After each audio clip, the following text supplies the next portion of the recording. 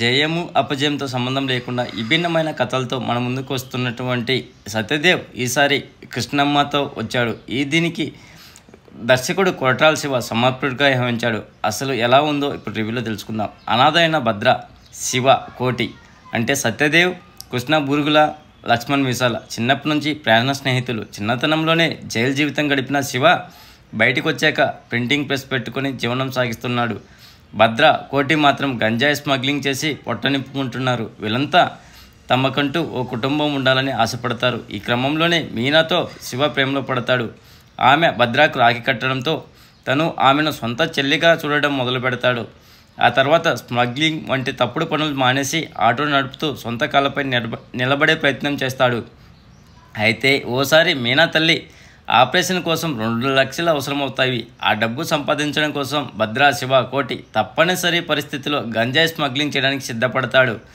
అలా వాళ్ళు పాడేరు నుంచి వైజాగ్కు గంజాయి తీసుకొచ్చే క్రమంలో పోలీసులకు దొరికిపోయారు.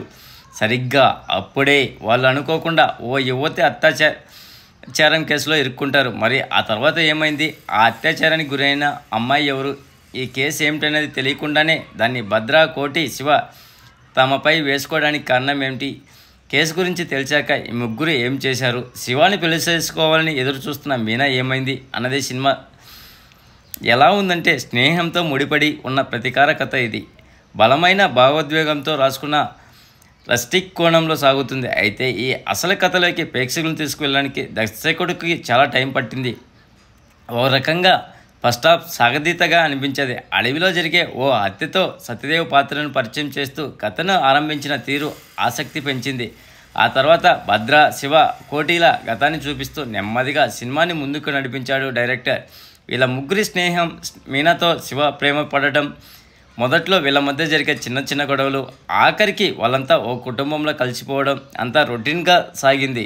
ఈ మధ్యలో హీరోకి ఒక చిన్న లవ్ ట్రాక్ తగిలించే ప్రయత్నం చేశాడు దర్శకుడు. కానీ అది ఏమాత్రం మెప్పించలేదు. ఇంకా ఇంటర్వ్యూలకు ముందు భద్ర తన మిత్రులతో కలిసి గంజాయి స్మగ్లింగ్ సిద్ధమవడం, దాన్ని తీసుకొచ్చే క్రమంలో పోలీసులకు దొరికిపోవడం, అదే సమయంలో అనుకోకుండా ఓ అత్యాచార కేసులో తమపై వేసుకోవడం అసలు కథ మొదలవుతుంది. ఇక్కడి నుంచి సెకండ్ హాఫ్ సీరియస్ టోన్లో సాగింది. అత్యాచారానికి గురైన యువతి ఎవరన్నది తెలిసాక భద్ర, కోటి, శివ పోలీసులపై తిరగబడే సన్నివేశాలు ఆసక్తి పెంచాయి.